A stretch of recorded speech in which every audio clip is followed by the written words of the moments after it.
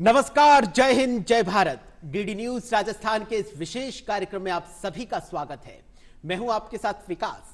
कर चले हम फिदा, जानो तन साथियों, अब तुम्हारे हवाले ये वतन साथियों। न सांसें थमी, न नब्ज जमी, न सिर झुके, न कदम रुके। जी हां, इसी के कारण हमारे देश के जो स्वतंत्रता सेनानी हैं, जो हमारे शहीद हैं, उन्हीं की बदौलत देश 15 अगस्त 1947 को अंग्रेजी हुकूमत के अंधियारे को चीरकर उम्मीदों के स्वाधीनता रूपी सूरज के रूप में उदय हुआ। आज आजादी को 78 साल हो गए हैं। इन 78 सालों में भारत ने विकास की नई ऊंचाइयों को छुआ है, विकास की नई बुलंदियों पर पहुंचा है और भारत एक वैश्विक शक्ति के रूप में बनकर उभरा है और पूरे विश्व में भारत की धाक जमती हुई हमें दिखाई दे रही है। ऐसे में जानना बहुत महत्वपूर्ण है कि आजादी के इन 78 सालों में भारत ने किन किन चुनौतियों का सामना किया और किन किन चुनौतियों का सामना करना अभी बाकी है। भारत में विकास की अभी क्या कुछ और संभावनाएं हैं, क्योंकि 2047 तक भारत को विकसित राष्ट्र बनना है, भारत को राष्ट्रवाद के पथ पर लगातार चलते रहना है। तो इसी विषय पर चर्चा करने के लिए स्टूडियो में आज हमारे साथ में बेहद ही खास मेहमान मौजूद हैं। मैं जल्दी से उनसे आपका परिचय करवा देता हूं। हमारे साथ में श्याम सुंदर बिस्सा सर मौजूद है।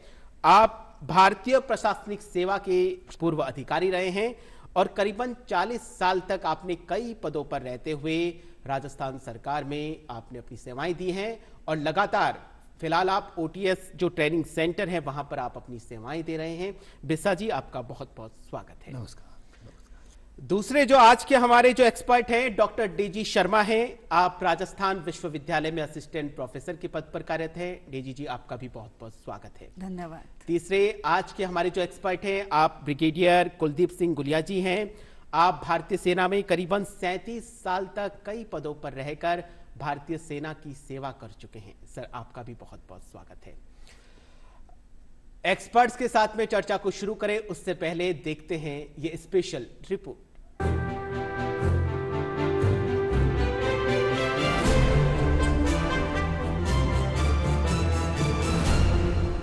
कर चले हम फिदा, जानो तन साथियों, अब तुम्हारे हवाले वतन साथियों।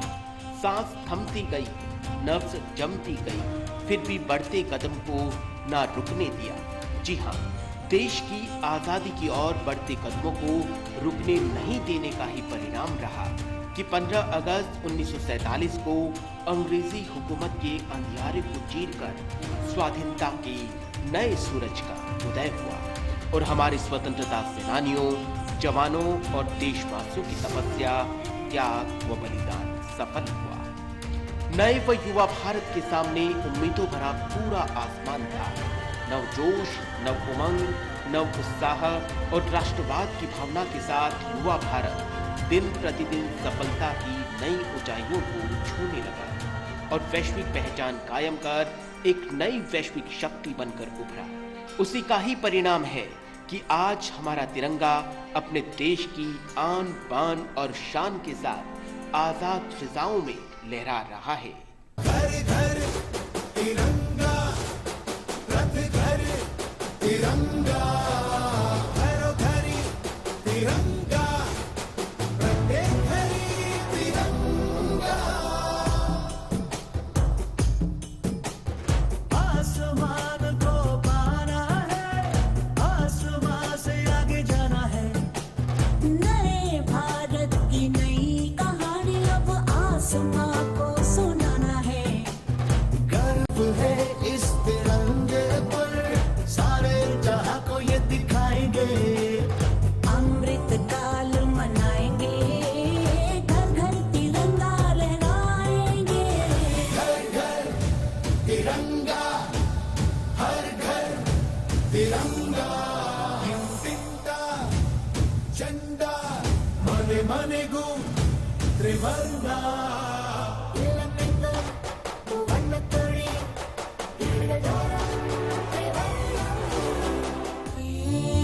सरिया रंग है क्या? ये रंग मेरी शक्ति का है, ये रंग मेरी ताकत का है, ये रंग देश के माथे पे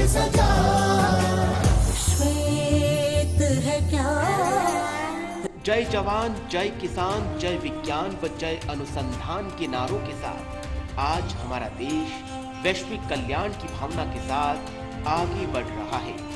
विश्व की चौथी बड़ी अर्थव्यवस्था बन चुका है। शिक्षा, स्वास्थ्य, अनुसंधान, विज्ञान, सुरक्षा, सूचना प्रौद्योगिकी, औद्योगिक विकास सहित विकास के हर क्षेत्र में अपनी अमिट छाप आज हमारा देश भारत कायम कर रहा है। पूरा विश्व आज भारत की ओर उम्मीदों भरी निगाहों से देख रहा है। भारत का विकास रूपी रथ सफलता की नई ऊंचाइयों को पार कर रहा है और 140 करोड़ भारतीयों के सपनों को, उम्मीदों को साकार कर रहा है और राष्ट्रवादी भावना के साथ संप्रभु राष्ट्र को एक सुदृढ़ आकार दे रहा है। जय हिंद, जय Bharat. Bureau report, DD news Rajasthan, Jaipur.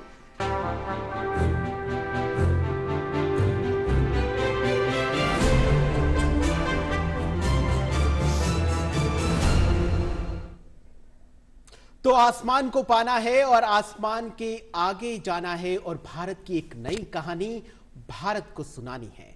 चलिए तो इसी के साथ चर्चा को शुरू करते हैं। सबसे पहले बिस्ता जी, आपके पास में आना चाहूंगा। आजादी का हमने 78 साल का सफर तय किया है। ये 78 साल का सफर तब से लेकर अब तक कैसा रहा है? बहुत ही महत्वपूर्ण प्रश्न आपका। देखना है जोर कितना बाजुए कातिल में है, सरफरोशी की तमन्ना अब हमारे दिल में है। इस जज्बे के साथ में जिन लोगों ने अपने प्राण न्यौछावर किए और राष्ट्रदेव के चरणों में समर्पित कर दिए, उस जज्बे से लेकर के और आज तक जो विकास यात्रा हुई है, उसी का परिणाम है कि आज हम यह खुले रूप में बात कर पा रहे हैं। जी, सबसे महत्वपूर्ण बात यह है कि यह जो कुछ भी हमें प्राप्त हुआ है, बहुत ही लंबे संघर्ष के पश्चात प्राप्त हुआ है और इस विकास यात्रा के योगदान प्रारंभ तो उस समय से हो गया था जब मैं अपनी झांसी नहीं दूंगी कहा था जी, उसके पश्चात से ही हो गया था। और तत्पश्चात 15 अगस्त 1947 को जब देश आज़ाद हुआ, 2 टुकड़ों के साथ बांट करके गए अंग्रेज यहाँ पर। जी, 2 टुकड़ों के साथ ही नहीं, 562 रियासतों को भी चिन्ह भिन्न करके गए साथ में। सरदार पटेल जी ने उसको एकत्र किया और संविधान का निर्माण हुआ। जी बिल्कुल। ये संविधान का क्या कुछ सफर रहा है, इसके बारे में हम विस्तार से चर्चा करेंगे, लेकिन फिलहाल ब्रिगेडियर साहब आपके पास में आना चाहूंगा। भारतीय सेना में आप रहे हैं, शौर्य पराक्रम का आपने परिचय दिया है, तो एक सैनिक के तौर पर जो आजादी का जो 78 साल का जो ये सफर रहा है, 79वां स्वतंत्रता दिवस हम 2025 में मनाने जा रहे हैं, तो कैसा रहा है अब तक का 78 सालों का ये सफर?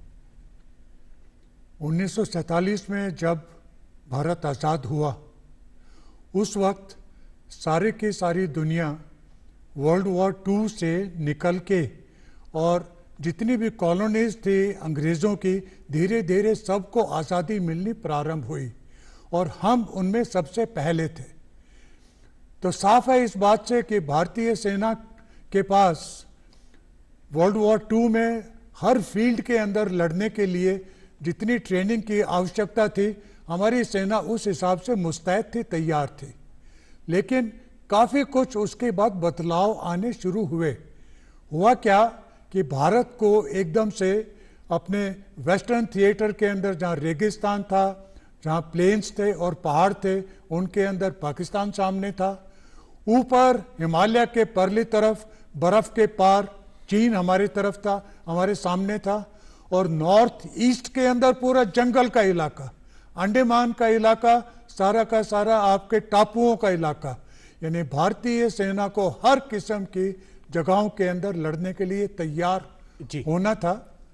और ये कार्रवाई उसी वक्त से शुरू हो गई, क्योंकि 27 अक्टूबर 1947, ठीक 1.5 महीने के बाद ही कवालियों ने हमला कर दिया जम्मू एंड कश्मीर के अंदर। और हमारी सिख रेजिमेंट की 1st सिख बटालियन 27 अक्टूबर को ही हवाई जहाज से नीचे श्रीनगर में उतर गई। 1 घंटा लेट होते तो शायद श्रीनगर आज पाकिस्तान के पास होता।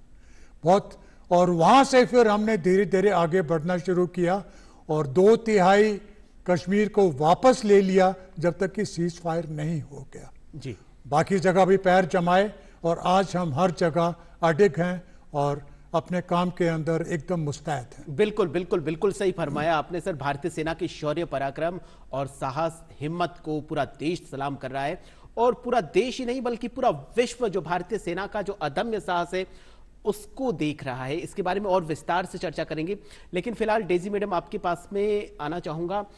आप जो 78 सालों का जो आज़ादी का जो ये सफ़र रहा है उसको किस तरीके से, आपके हिसाब से किस तरीके से?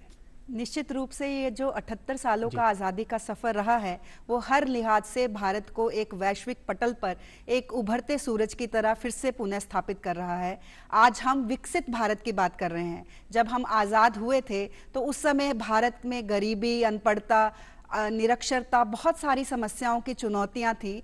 खाने तक का अनाज हमें विदेशों से आयात करना पड़ रहा था, और आज भारत जब कोरोना जैसी वैश्विक महामारी आई तो भारत पूरी दुनिया में एक ग्लोबल लीडर के रूप में उभरा। उसने बहुत सारे देशों को, जो ज़रूरतमंद देश थे, उनको ना केवल ज़रूरी वस्तुएं मुहैया कराई बल्कि ये भी दिखाया कि भारत सबको साथ लेकर चलने वाला एक ऐसा देश है जो पूरी दुनिया में तकनीक के माध्यम से, अपनी आर्थिक शक्ति के माध्यम से और अपनी सामरिक कूटनीति के माध्यम से पूरे विश्व को एक साथ लेकर चलने का दम रखता है। तो मुझे लगता है कि 78 सालों में हमने बहुत कुछ हासिल किया है और अभी हासिल करना बहुत कुछ बाकी भी है, लेकिन निश्चित रूप से 2047 के विकसित भारत की तरफ हम बहुत मजबूती से अपने कदम बढ़ा रहे हैं और जल्दी ही ये सपना हम साकार कर पाएंगे। जी बिल्कुल, जल्दी ही ये सपना साकार होगा। जैसा कि आपने बताया कि सबका साथ, सबका विकास और वसुधैव कुटुंबकम की भावना के साथ वैश्विक कल्याण के लिए भारत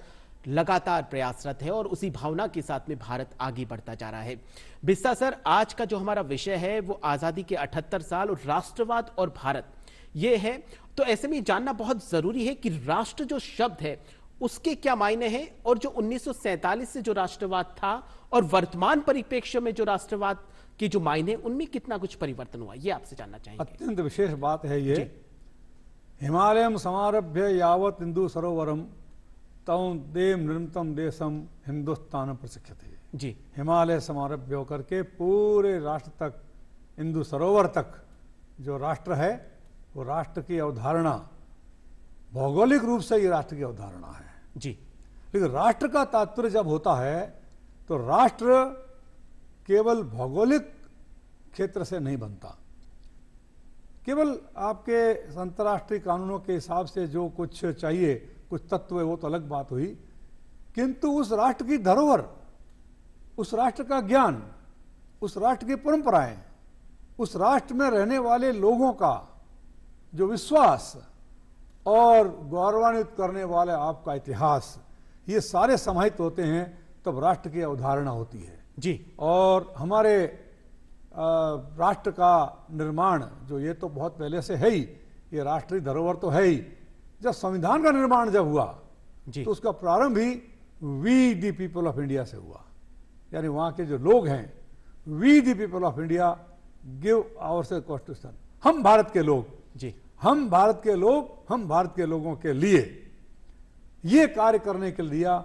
और उसमें जो विशेष काम किया आपने, वसुधैव कुटुंबकम की बात कही, बिल्कुल, उसमें फ्रेटर्निटी, सॉवरेंटी, इंटीग्रिटी, इन सब शब्दों का समावेश किया गया है। और इसीलिए जो वर्ल्ड फ्रेटर्निटी की बात भी है तो विश्व वसुधैव कुटुंबकम की बात भी उसमें अंदर साथ आती है। साथ में ये बहुत कम दुनिया के देशों में ऐसा है कि जहां पर वहां जो अधिकार है, जीने का अधिकार, वह no person shall be deprived of शब्द का प्रयोग किया गया है। पर्सन को, अधिकारों की दूसरी बात तो सिटीजन्स के लिए है, लेकिन जीवन की अवधारणा पर्सन के लिए है। यहां पर जो भी व्यक्ति आता है उन पर वही तरह के सिद्धांत लागू होते हैं और उनको वही सुरक्षा भी प्राप्त होती है। ये विशेष बात है हमारे देश के संविधान में और हमारे देश की संस्कृति में। बिल्कुल बिल्कुल, हमारी सांस्कृतिक परंपराएं जो गौरवान्वित करने वाली है वही हमारा राष्ट्र है। बिल्कुल बिल्कुल, बहुत सही फरमाया आपने। और वसुधैव कुटुंबकम की भावना के साथ वैश्विक कल्याण की भावना को मन में रखकर भारत जब भी कोई डिसीजन लेता है तो सब कुछ समग्र रूप से इनको देखते हुए ही डिसीजन कोई ना कोई लेता है। डेजी जी, आपके पास राष्ट्रवाद की जो अवधारणा है वो समझना चाहेंगे आपसे, और समय के साथ में इस राष्ट्रवाद की अवधारणा में कितना कुछ परिवर्तन आया, क्या कुछ उसके मायने चेंज हुए, वो आपसे जानना चाहेंगे। देखिए, राष्ट्रवाद का बहुत अगर सरल शब्दों में मैं उसे व्यक्त करूं विकास जी, तो देश को सेंटर में रख के कोई भी डिसीजन लेना कि हमको, चाहे वो राजनीतिक रूप से हो, चाहे आर्थिक रूप से हो, चाहे सांस्कृतिक रूप से हो, अपने देश को, अपने राष्ट्र को सर्वोपरि रखते हुए उसके हित के हिसाब से जब हम निर्णय लेते हैं तो वह सच्चा राष्ट्रवाद होता है। और मुझे लगता है कि भारत में यह राष्ट्रवाद सदैव से रहा है। इसी कारण तो हमने इसको कभी जमीन का टुकड़ा नहीं माना, भारत माता कहकर हमने इसको संबोधित किया है। और हमेशा से हमारे, चाहे स्वतंत्रता से पूर्व आप देख लीजिए, अगर राष्ट्रवाद नहीं होता तो हम अंग्रेजों के चंगुल से आजाद नहीं हो पाते। हमारी ऐसी माताएं बहनें रहीं जिन्होंने अपने बच्चों को यह सिखाया कि सबसे पहले देश है और देश के लिए जान देनी पड़े तो तुम जान दो। उसी के कारण, उसी राष्ट्रवाद के कारण भारत को आजादी मिली। इतने सारे लोगों ने अपने प्राण इसमें न्यौछावर करे, और उसी के कारण, क्योंकि हमने एक बड़ा लंबा अरसा संघर्ष के बाद हमें आजादी मिली थी, तो ये राष्ट्रवाद की जो वैल्यूज हैं वो हमारे बच्चों में, हमारी पीढ़ियों में अपने आप से उनको विरासत में मिली थी। आप देखेंगे आज भी देश पर जब भी कोई संकट आता है, चाहे वो सर्जिकल स्ट्राइक जैसे हमें कदम उठाने पड़े या फिर पुलवामा अटैक जैसे कोई भी, अगर देश की इंटीग्रिटी, देश की एकता के ऊपर खतरा आता है तो पूरा देश एकजुट हो जाता है। कुछ तत्वों को छोड़ दे और उन तत्वों को जनता अपने आप से चुनाव में सबक सिखा देती है। तो ये अपने आप में प्रूव करता है कि भारत के जनमानस के पटल पर आज भी राष्ट्रवाद अंकित है। लेकिन आज अगर हम राष्ट्रवाद को देखेंगे तो ये एक चिंता का विषय जरूर है कि आज हमारा राष्ट्रवाद कुछ दिवसों के ऊपर सीमित है, सोशल मीडिया के ऊपर सीमित है। हालांकि संकट के समय में हमें राष्ट्रवाद याद आता है,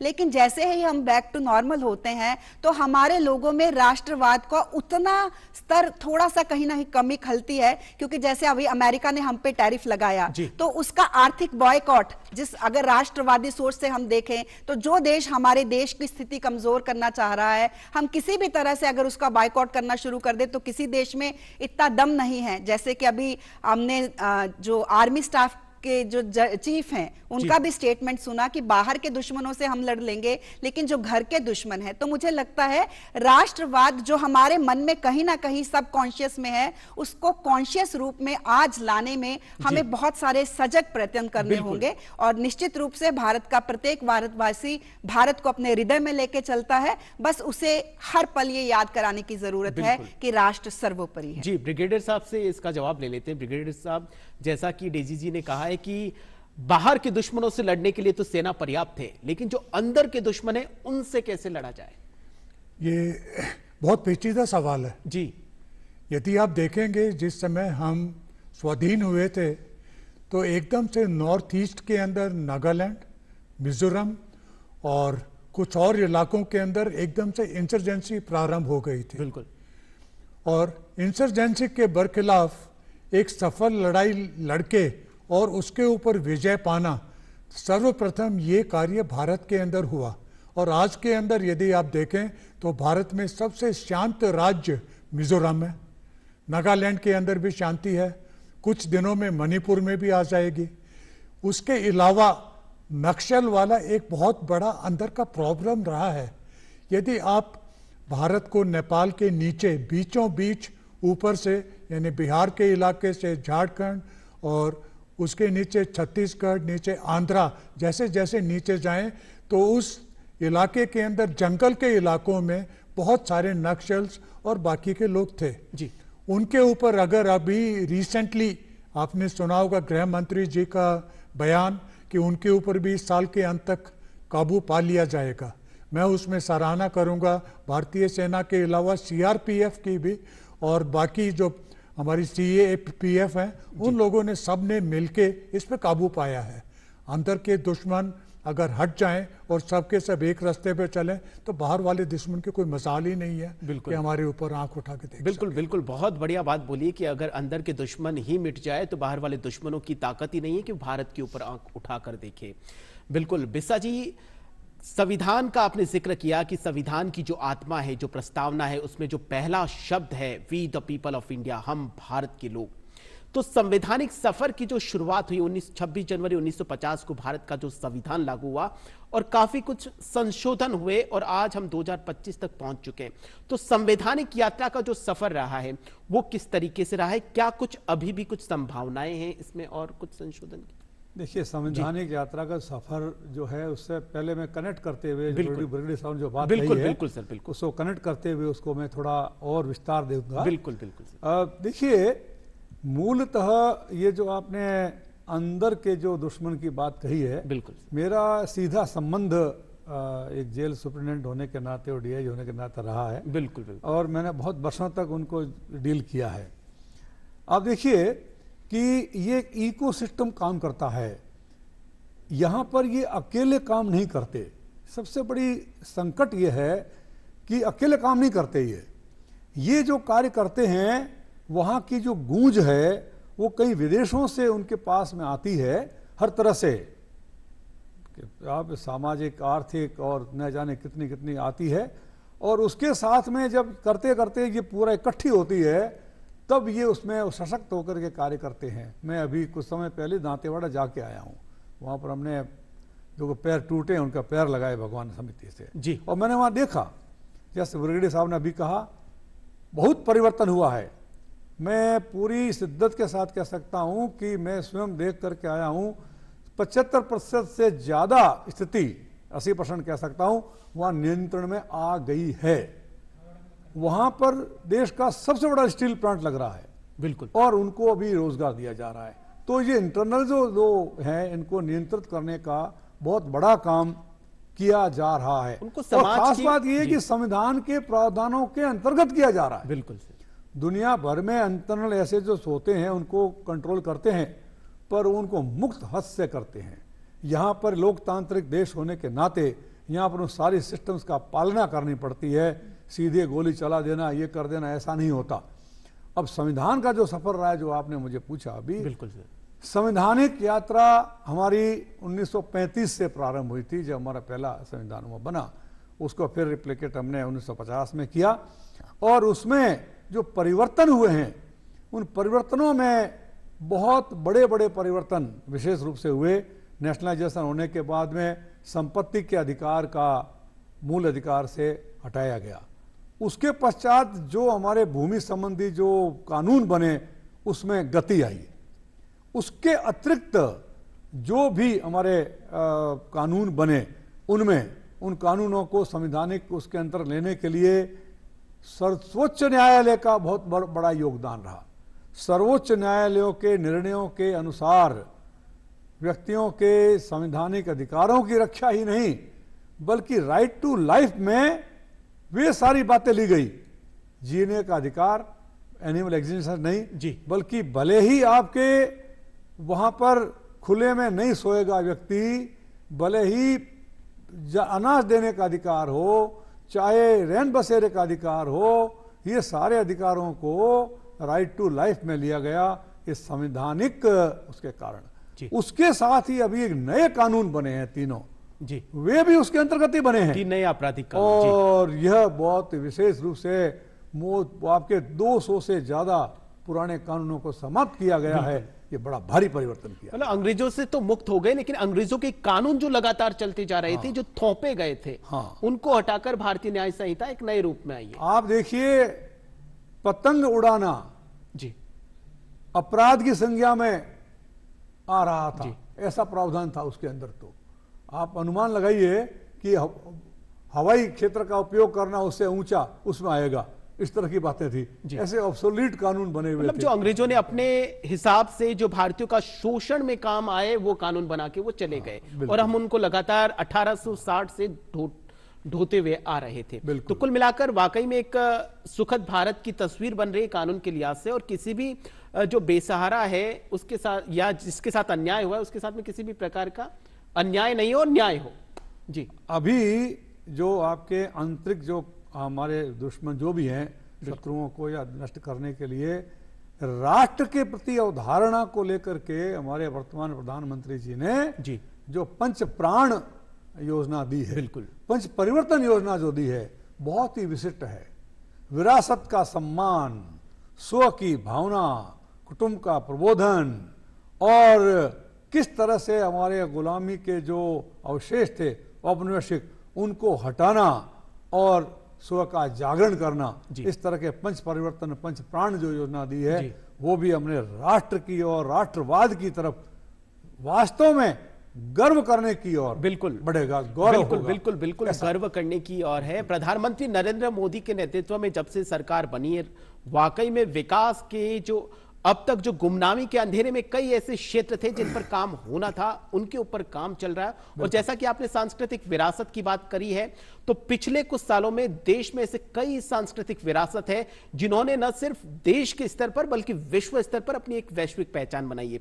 डेजी जी, क्या लगता है आपको, जिस तरीके से बिस्सा जी ने बताया, जो राष्ट्रवाद की नई अवधारणा बताई है और जो संवैधानिक सफर उन्होंने बताया कि संविधान ने किस तरीके से सफर तय किया, आपसे ये जानना चाहूंगा कि पिछले 78 सालों में अगर महिलाओं की बात करी जाए तो महिलाएं कितनी सशक्त हुई है? हालांकि सशक्तता का ही उदाहरण आप पेश कर रही हैं इस कार्यक्रम में।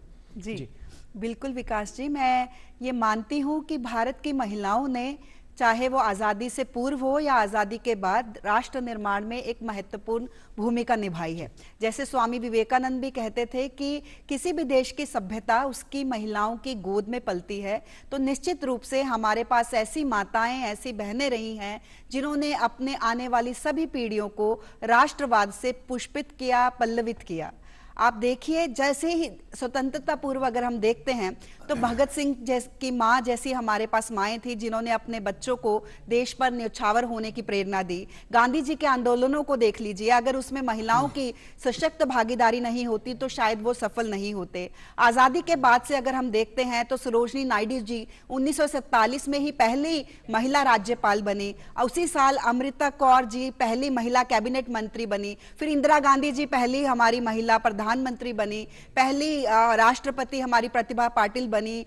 वर्तमान समय में भी जो हमारी, अगर हम देखें, जो राष्ट्रपति हैं श्रीमती द्रौपदी मुर्मू जी, वो भी महिला हैं। और तो और जो सबसे मुझे लगता है पावरफुल विभाग होता है फाइनेंस, वो भी हमारी महिला वित्त मंत्री देख रही हैं, श्रीमती निर्मला सीतारमन जी। तो महिलाओं ने हर क्षेत्र में आजादी के बाद एक महत्वपूर्ण भूमिका निभाई है। अब तो सेना जैसा क्षेत्र जिसको कभी सिर्फ और सिर्फ पुरुषों के लिए समझा जाता था, उसमें भी महिलाओं ने अपना दमखम दिखाया है। ऑपरेशन सिंदूर के समय देश ने देखा कैसे सोफिया कुरैशी और व्योमिका सिंह ने आकर जब उस पूरे मिशन की जानकारी देश को दी, तो देश को समझ आया कि इस देश की नारी शक्ति कितनी महत्वपूर्ण है। और मुझे लगता है स्पेस तक में हमारी जो भारत की महिलाएं हैं, उन्होंने अपना परचम फहराया है। आप जानते होंगे मिशन मार्स, उसके पीछे जो साइंटिस्ट हैं वो भी महिलाएं ही रही हैं। तो महिलाओं ने निश्चित रूप से अपनी सफल भागीदारी दिखाई है। हालांकि अभी बहुत सारी चुनौतियां भी हैं। जैसे हम देखें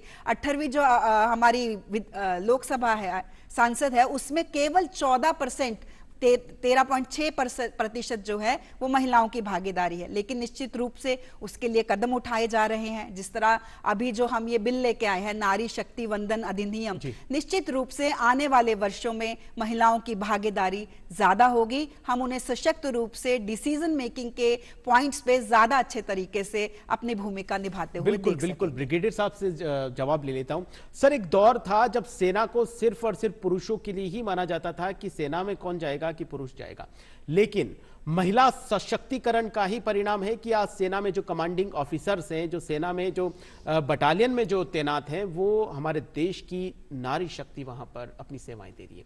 किस तरीके से देखते हैं सर? देखिए, 1991-92 से पहले तो भारतीय सेना के अंदर सिर्फ मिलिट्री नर्सिंग सर्विस या मेडिकल कोर, इसके अंदर ही सिर्फ हमारी लेडीज़ होती थी। लेकिन उसके पश्चात 90s से स्टार्ट करके और सबसे पहले हमारी एडमिनिस्ट्रेटिव कोर के अंदर हमने नारी शक्ति को आने का रास्ता दिखाया। ऑर्डिनेंस कोर के अंदर, आर्मी सर्विस कोर में, ईएमई में, और कुछ हद तक इंजीनियर्स के अंदर हमारी लेडीज़ आई। और अभी तो कॉम्बैट इंजीनियरिंग के अंदर भी हमारी लेडीज़ कमांड करना शुरू कर दिया है।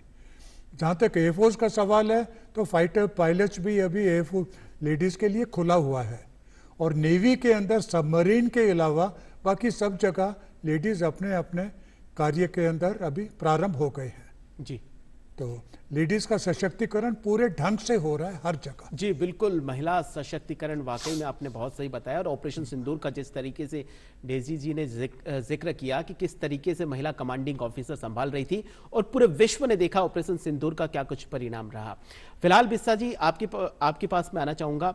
जैसा कि जो संवैधानिक यात्रा का आपने सफर बताया, उसमें एक देश एक विधान को लेकर प्रधानमंत्री नरेंद्र मोदी के नेतृत्व में लगातार सरकार कार्य कर रही है, लेकिन पिछले कुछ साल पहले अगर कश्मीर की बात करी जाए तो वहां का झंडा अलग रहता था। लेकिन जो अनुच्छेद 370 को हटाया गया, आज पूरे देश में एक तिरंगा, वो तिरंगा अपने देश की आन बान शान के साथ लहराता है। बिल्कुल, देखिए यह जो विशेष कार्य प्रारंभ हुआ था जी, तत्समय श्याम प्रसाद जी मुखर्जी ने एक यात्रा निकाली, वहाँ गए थे। एक देश में एक विधान, एक निशान और एक विधान, एक निशान और एक प्रधान ही होगा। जी, एक प्रधान। वहाँ पर दो प्रधान हुआ, प्रधानमंत्री बोलते थे उसको। वहाँ गए थे, वो यात्रा की थी और उसके पश्चात इतने वर्ष लग गए 370 को हटाने में। 370 को हटाने के पश्चात वहाँ की स्थिति इस समय बिल्कुल बिना किसी लाग लपेट के बिना कही जा सकती है कि वहाँ पर जो सुधार हुआ है, वहाँ पर्यटन का विकास हुआ है, उसको देख करके गर्व होता है, जिसमें कोई दो राय नहीं। जो कहा जाता था कि उसको हटने से बहुत बड़ा कोई संकट आ जाएगा, ऐसा कुछ भी नहीं हुआ और ये बहुत ही अच्छा व्यवस्था हुई। एक ही बात। दूसरी बात, वही नहीं बल्कि उसके अतिरिक्त और जो भी व्यवस्थाएं थी संविधान के अंतर्गत और कहीं पर भी ऐसी व्यवस्थाएं और भी थी जिसके अंतर्गत आप नॉर्थ ईस्ट में भी कुछ विशेष अधिकार थे, कुछ विशेष अधिकार भी हैं, लेकिन जिस कारण से डिस्क्रिमिनेशन पैदा होता था उसमें परिवर्तन भी किया गया है। जी, और इसके अलावा देश में जो संविधान के अंतर्गत जो और सुप्रीम कोर्ट के आदेश के अनुसार जो नए एक्ट बने हैं उनसे भी नए परिवर्तन हुए हैं। बिल्कुल, जो भी डाउन ट्रोडन क्लास सोसाइटी है उसको अपलिफ्ट करने के लिए भी विशेष रूप से प्रयत्न किए गए हैं। जी, और महिलाओं के लिए जो भी चर्चा हो रही थी, बिल्कुल, उनके आरक्षण का जो कार्य है उसका जो भी विशेष रूप से आने वाले जो लोकसभा होगी तब तक वो पारित होगा और ये आवश्यक भाई आधी आबादी ऐसे नहीं रह सकती। जी बिल्कुल बिल्कुल, इसका विशेष कार्य हुआ है और इसी का परिणाम है कि देश में अभी नारी की साक्षरता का दर जो है वही बहुत अच्छे स्तर तक पहुंचा है। कुल मिलाकर के देश की साक्षरता जो उस समय 12% थी 1947 में, और अभी पूरे देश की 75% है जी, और उसके अंदर 60 के आसपास तो महिलाओं की है। बिल्कुल बिल्कुल, ये बहुत परिवर्तन बहुत बड़ा बिल्कुल हुआ बिल्कुल है। बहुत गौरव की बात है। हाँ, डीजी जी आपसे सर के जवाब पर ही आपसे जवाब ले लेते हैं कि जिस तरीके से उन्होंने बताया कि 75% जो साक्षरता दर पहुंच चुकी है, इसको किस तरीके से देखते हैं आप? और दूसरी सबसे बड़ी बात, समाज का जो हर क्षेत्र है, चाहे किसी भी धर्म का हो, जो ट्रिपल तलाक का जो था, जो समाज था वो पीड़ित था उससे। प्रधानमंत्री नरेंद्र मोदी के नेतृत्व में जो सरकार बनी, उन्होंने इस ट्रिपल तलाक जैसे और भी कई कानून हैं जो महिलाओं को किसी न किसी क्षेत्र में पिछड़ेपन की ओर लेकर जा रहे थे, उनको हटाया। किस तरीके से पूरा समग्र जो विकास हुआ है उसको किस तरीके से देखते हैं? देखिए, निश्चित रूप से भारत अब ये जान चुका है कि जब तक वो महिलाओं को उनका उचित स्थान नहीं देगा तो वो विकसित भारत का अपना लक्ष्य पूरा नहीं कर पाएगा। आप देखिए, इसी कारण आदरणीय प्रधानमंत्री श्री नरेंद्र मोदी जी ने लखपति दीदी जैसे कार्यक्रम शुरू करे हैं जो कि उनको आर्थिक रूप से भी सशक्त करते हैं। क्योंकि जब भी हम राष्ट्रवाद की बात करते हैं विकास जी, राष्ट्रवाद में सरकारों की अपनी भूमिका है, सबकी अपनी भूमिका है, लेकिन सबसे पहला अगर राष्ट्रवाद कहीं पल सकता है तो वो परिवार में पल सकता है। और परिवार में भी माँ का जो भूमिका होती है उस राष्ट्रवाद को पल्लवित पोषित करने में वो सबसे अहम होती है। और इस बात की ओर सरकार ने बहुत ध्यान दिया है। सरकार जानती है, समझ चुकी है कि अगर वो महिला खुश नहीं होगी, अगर वो महिला सशक्त नहीं होगी तो आने वाली पीढ़ियां सशक्त कैसे होंगी। उसी की तरफ एक महत्वपूर्ण कदम ये ट्रिपल तलाक को खत्म करने का है, क्योंकि भारत की महिलाएं मुस्लिम महिलाएं जो भारत की ही बेटियां हैं, उनको आजादी के इतने सालों बाद भी इस तरह के शोषण का शिकार क्यों होना पड़े? क्योंकि वो भी बाकी महिलाओं की तरह इस देश की बेटी हैं, उनको भी वही सुरक्षा सम्मान से जीने का अधिकार है जो भारत का संविधान सबको देता है, वो उन पर भी बराबरी से लागू होगा। मुझे लगता है यही वो सोच है बराबरी का, सबका साथ सबका विकास, कि सबको इस विकास की धारा में साथ लेके चलने का जो प्रण वर्तमान सरकार ने किया है, निश्चित रूप से उसी कारण उन्होंने इस दमनकारी प्रथा को बंद करने का इतना ऐतिहासिक निर्णय लिया जो इतने लंबे समय से लंबित चल रहा है। और निश्चित रूप से इसके बाद से महिलाओं की स्थिति जो हो पहले से बेहतर होगी, वो अपने अधिकारों का प्रयोग कर पाएंगे और किसी भी प्रकार से उनका जो शोषण है वो नहीं होगा। जी बिल्कुल, बेहतर हो भी रही है, वो देख रहे हैं हम। ब्रिगेडियर सर, एक जमाना था जब भारत के जो सैन्य उपकरण है उसके लिए उनको विदेशों पर डिपेंड रहना पड़ता था। वो हमने कारगिल के युद्ध में देखा, 65 का युद्ध देखा, 71 का युद्ध देखा। भारतीय सेना ने अदम्य साहस, शौर्य का प्रदर्शन किया, पूरे देश ने देखा, पूरे विश्व ने देखा। लेकिन सबसे बड़ी हमारी कमी थी कि हमारे पास उस लेवल के हथियार नहीं थे, हमें विदेशों से इंपोर्ट करवाने पड़ते थे। लेकिन वक्त बदला, जो भारत इंपोर्ट करवाता था सैन्य उपकरण, आज वही भारत एक्सपोर्ट कर रहा है। आप बिल्कुल ठीक कह रहे हैं जी। जो 1962 की लड़ाई हुई थी चीन के साथ या 1965 की पाकिस्तान के साथ, उस वक्त तक हमारे पास सिर्फ बोल्ट एक्शन 303 राइफल्स थे। बिल्कुल। उसी के साथ साथ जो बाकी के हथियार थे वो सब के सब वर्ल्ड वॉर 2 के वक्त के थे। बिल्कुल। टैंक्स भी हमारे पास सेंचुरियन थे पुराने अंग्रेज़ों के टाइम के, जिसको हम तब तक घसीट रहे थे। धीरे धीरे भारत में ये उपकरण बनने प्रारंभ हुए। सबसे पहले तो हमारे विजयंत टैंक्स सामने आए, जिन्होंने कि 71 की लड़ाई में बहुत अच्छा काम करके दिखाया। उसके साथ ही rifles, self loading rifle start हुई, जिनको हम SLR बोलते थे, लेकिन वो भी कुछ हद तक भारी हथियार थे। उसके बाद इंसास राइफल आई जो थोड़ी लाइट थी और जो अभी तक भारत में है, और अभी उसके ऊपर और आगे विकास हो रहा है। इन्फेंट्रीमैन के अलावा एक और बहुत बड़ी चीज़ हुई है। पहले लड़ाई का फ्रंट सिर्फ वो था जिसको आप इंटरनेशनल बॉर्डर बोलते हैं या लाइन ऑफ कंट्रोल बोलते हैं। आज कोई फ्रंट नाम की चीज़ नहीं रह गई है, ना दुश्मन के पास ना हमारे पास। कारण ये है कि हमारे हथियारों की मार बहुत दूर तक चली गई है। जिस तरह से ब्रह्मोस मिसाइल है या हमारे एयरफोर्स हैं, ऑपरेशन सिंदूर में जो हमने देखा, जो हमारी मिसाइल्स हैं, जिस तरीके से ब्रह्मोस मिसाइल का आप जिक्र कर रहे हैं, इतना प्रभावी उसका प्रदर्शन रहा है कि पूरे विश्व में ब्रह्मोस मिसाइल एक तरीके से छा गई। और उसके जैसा कहा जा रहा है कि दूसरे देश भी डिमांड कर रहे हैं भारत से कि ब्रह्मोस मिसाइल हमें भी उपलब्ध करवाई जाए। ब्रह्मोस की एक तो स्पीड 3 मैक है जी, और हम उसके आगे और 7 या 8 मैक तक के भी हम हथियार बनाने को जा रहे हैं, अगली मिसाइल्स।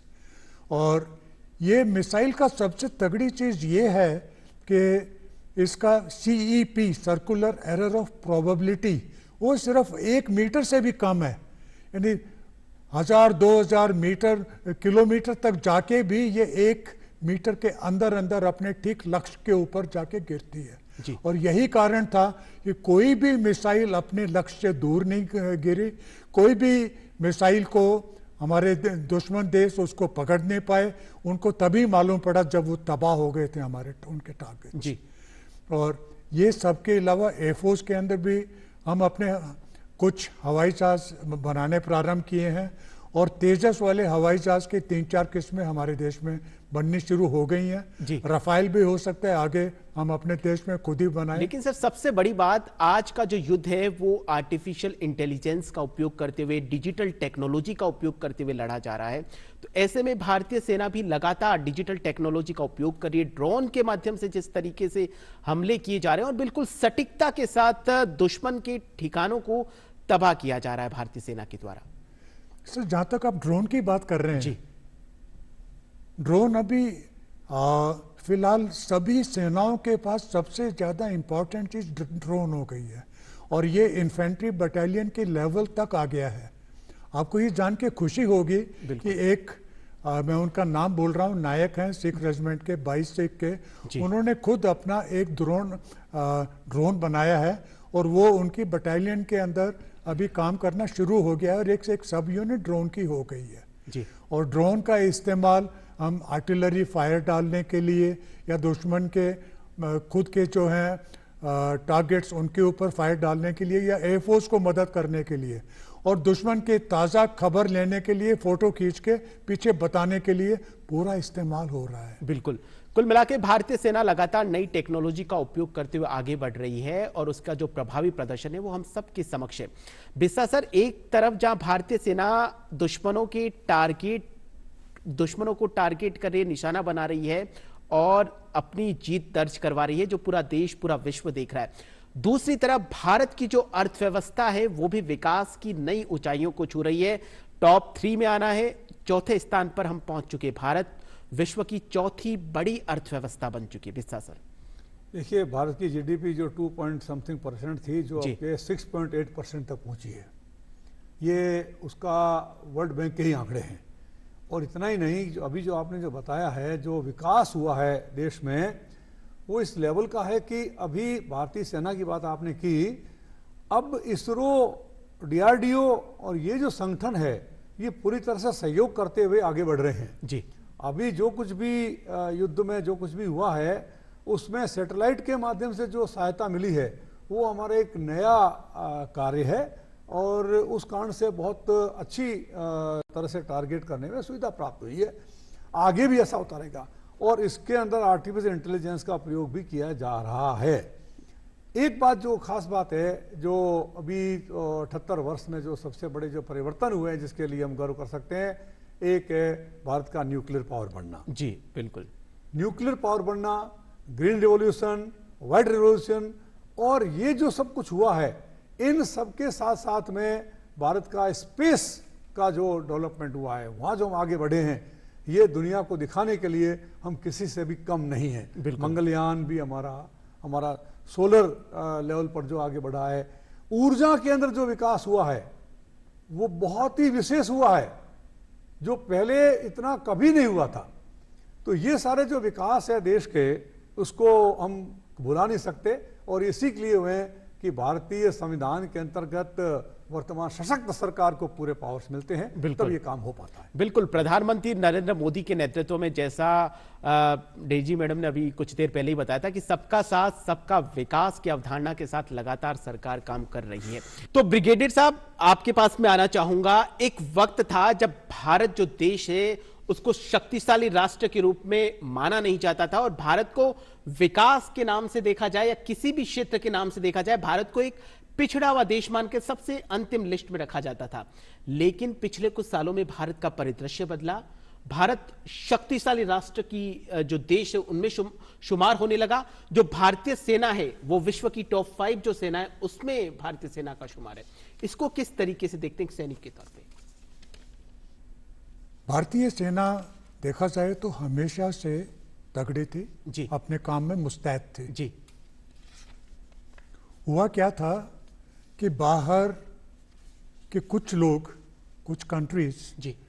वो अपने आप मानना नहीं चाहते थे कि भारत एक बहुत स्ट्रांग देश है। जी। उनको काफ़ी हिचक थी।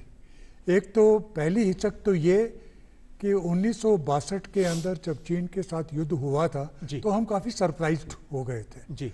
परंतु उसके बाद 65 में हम संभल चुके थे और 71 में तो हमने एक नया देश बना के दे दिया। बिल्कुल। और वहाँ से प्रारंभ हुआ ये कार्रवाई।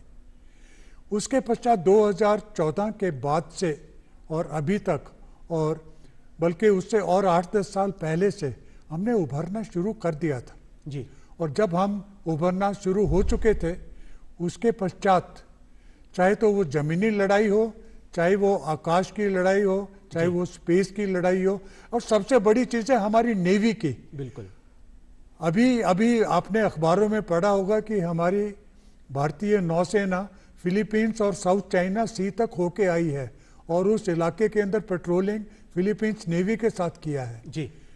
उसी तरीके से हमारी एयरफोर्स और जितने भी यूनाइटेड नेशंस के जो पीस कीपिंग फोर्सेस हैं उनके अंदर रह के आई है।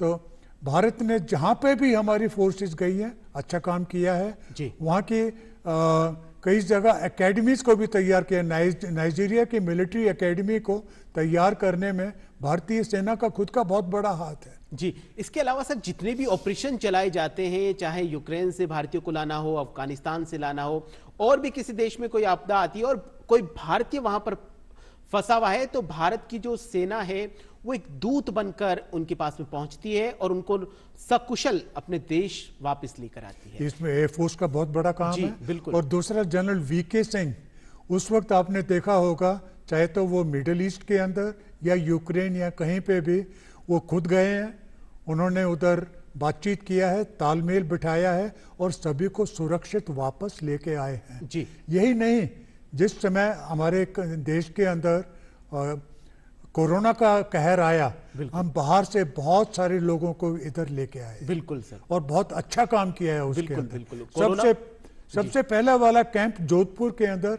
मिलिट्री हॉस्पिटल के साथ में ही लगा था। जी, जब तक कि बाकी देश उसमें से उभर नहीं पाया। जी बिल्कुल, आपने कोरोना का जिक्र किया। कोरोना में जो हमने वैक्सीन बनाई उसको हमने दूसरे देशों को एक्सपोर्ट किया है। जब एक जमाना था जब हम वहां से इंपोर्ट करते थे वैक्सीन को, लेकिन आज वो जमाना बदला और पूरे देश ने चिकित्सा के क्षेत्र में जो उत्कृष्ट कार्य किया है उसका एक उदाहरण भी पेश किया है।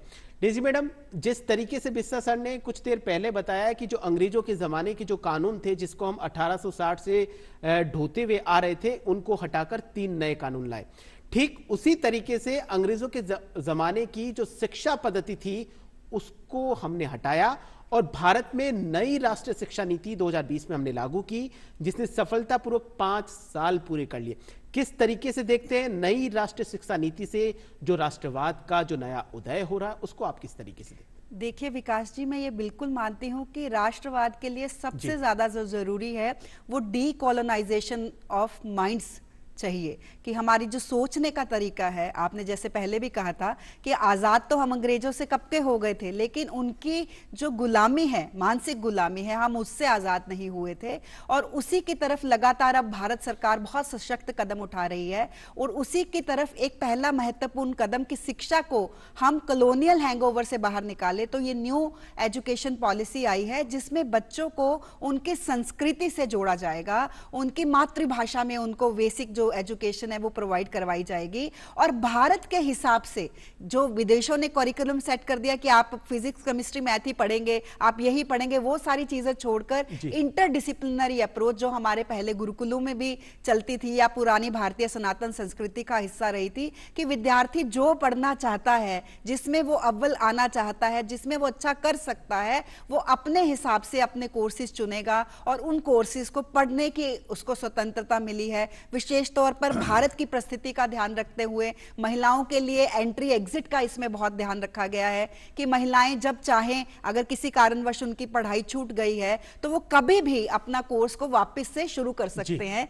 जो पहले उनको ये आजादी नहीं थी। मुझे लगता है, और साथ के साथ ये बहुत साइंटिफिक अप्रोच के साथ न्यू एजुकेशन पॉलिसी तैयार की गई है, क्योंकि इसमें जो स्टूडेंट है, जो उसकी बेसिक एजुकेशन की हम बात करते हैं, तो उसकी बायोलॉजिकल एज के हिसाब से, उसकी डेवलपमेंट के हिसाब से इसमें कोर्सेज तैयार किए गए हैं। तो निश्चित रूप से न्यू एजुकेशन पॉलिसी जो है वो हमारी कॉलोनियल हैंगओवर को डिस्ट्रॉय करने में मदद करेगी। आप देखेंगे बहुत सारी जगहों पे न्यू एजुकेशन पॉलिसी के तहत गुरुकुल को अब रिकॉग्निशन मिलने लगी है, और बहुत सारे ऐसे गुरुकुल हैं, जैसे अयोध्या का गुरुकुल है जिसमें प्रोफेसर मनोज दीक्षित जी वाइस चांसलर जो बीकानेर यूनिवर्सिटी के हैं उसके संस्थापक हैं, वहां से बहुत सारे बच्चों ने मैथ्स ओलंपियाड में प्रथम स्थान पूरे विश्व भर में वो लेके आए हैं। तो ये न्यू एजुकेशन पॉलिसी के तहत ही हुआ है, जो बच्चों को ये स्वतंत्रता देता है कि वो अपने विषय को अपनी रुचि के हिसाब से चुन सके।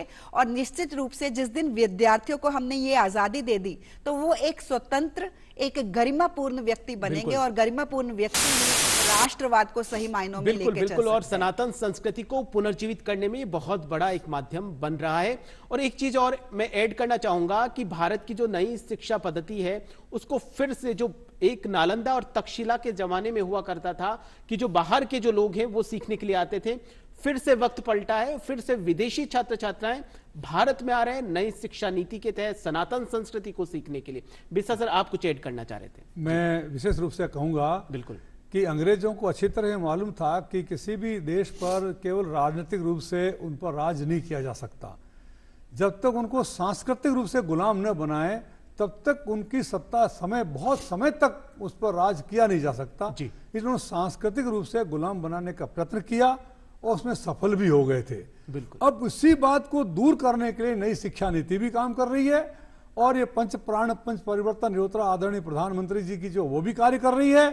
और इन सब कार्यों से ही हम राष्ट्रवाद के हमारे पूरे वास्तव में राष्ट्र को राष्ट्र की तरह किस तरह से चलना है और हमें राष्ट्र में समर्पण कैसे लेना है इस पर बढ़ रहे हैं। और उसके लिए मैं सोचता हूं कि ये जो भाव जो विकास होना चाहिए जिस भाव का, जी, वो भाव यह है, माँ तुम्हारा ऋण बहुत है मैं किंचन, किंतु फिर भी कर रहा इतना निवेदन, थाल में लाऊं सजा कर भाल को जब, कर लेना स्वीकार माँ मेरा समर्पण, स्वप्न अर्पित प्रश्न अर्पित रक्त का कण कण समर्पित, चाहता हूं मातृभू तुझको अभी कुछ और भी दूं, जी। चाहता हूं मातृभू तुझको अभी कुछ और भी दूं। यह भाव जब हमारे मन में रहेगा जी, तो कोई दुनिया का ऐसा राष्ट्र नहीं जो भारत की तरफ आंख उठा करके देख बिल्कुल, सके बिल्कुल। और हम उसका जवाब न दे सके। बिल्कुल बिल्कुल बिल्कुल।